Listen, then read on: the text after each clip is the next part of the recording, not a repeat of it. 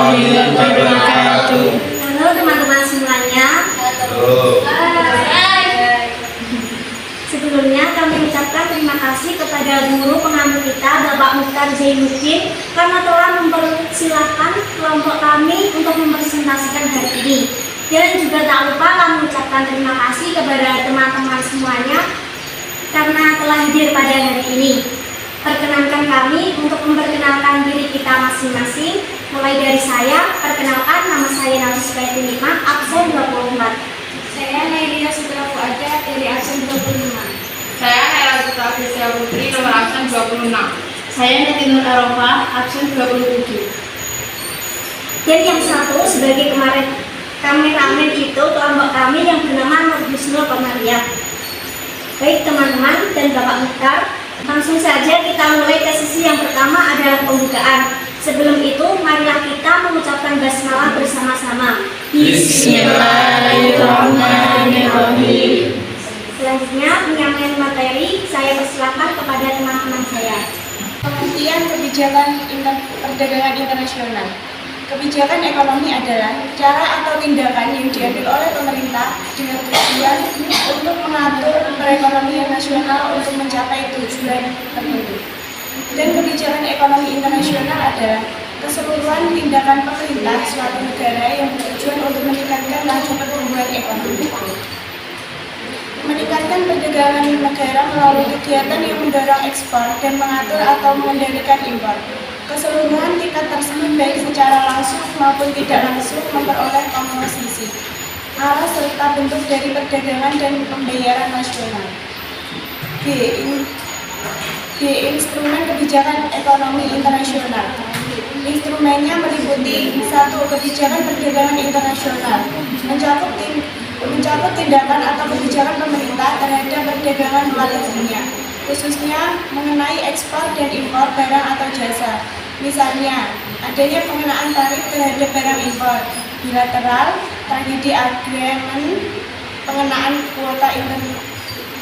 kuota impor ekspor, dan lain-lain. 2. Kebijakan pembayaran internasional adalah mencakup tindakan pemerintah terhadap pembayaran internasional. Misalnya, pengawasan terhadap lalu lintas devisa, pengaturan lalu lintas modal jangka panjang.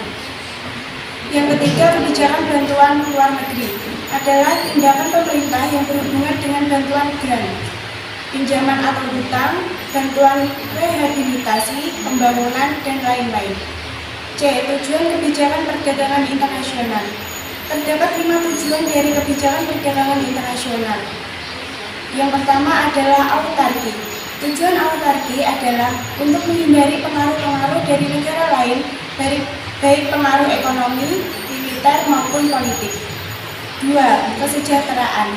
Tujuan ini bertentangan dengan autarki. Dengan adanya perdagangan internasional, suatu negara akan memperoleh keuntungan dari adanya spesialisasi dan kesejahteraan meningkat. Yang ketiga, proteksi.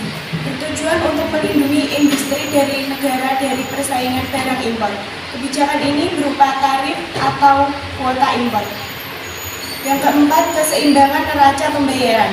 Terutama bagi negara yang mengalami defisit dalam neraca pembayarannya, posisi cadangan valuta asingnya lemah, maka diperlukan kebijakan ekonomi internasional guna menyeimbangkan neraca pembayaran internasionalnya.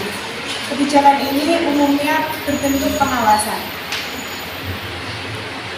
Yang kelima, pembangunan ekonomi. Untuk menunjang pembangunan ekonomi suatu negara, pemerintah dapat mengarahkan perdagangan internasionalnya dengan kebijakan seperti perlindungan terhadap industri dalam negara yang baru tumbuh, mengurangi impor barang yang non-esensial, dan mendorong impor barang-barang yang lebih esensial. Kebijakan ekspor dan impor. 1. Kebijakan ekspor. 1. Diskriminasi harga. Suatu tindakan dalam penetapan harga barang yang berbeda untuk suatu negara dengan negara lainnya. 2. Pemberian premi atau subsidi. Kebijakan pemerintah untuk memajukan ekspor adalah dengan memberikan premi kepada badan usaha yang melakukan ekspor. 3. Dumping adalah kebijakan yang diambil oleh pemerintah dengan menetapkan barang ekspor lebih murah dari harga di luar negeri. 4. Politik Perdagangan bebas merupakan sebuah kebijakan di mana masing-masing pemerintah memberi kebebasan dalam melakukan ekspor atau impor. 5. Larangan ekspor merupakan kebijakan suatu negara untuk melarang ekspor barang-barang tertentu. Impor. 1. Pengenaan bea masuk atau tarif. Suatu kebijakan pembebanan pajak atau barang-barang impor atau barang yang masuk ke Indonesia. 2. Kuota impor. Kebijakan ini dilakukan untuk membatasi masuknya barang impor dalam negeri. 3. Pengendalian devisa. Jumlah devisa yang disediakan untuk membayar barang impor dibatasi dan dijatah sehingga importir mau tidak mau membatasi barang yang akan diimpor.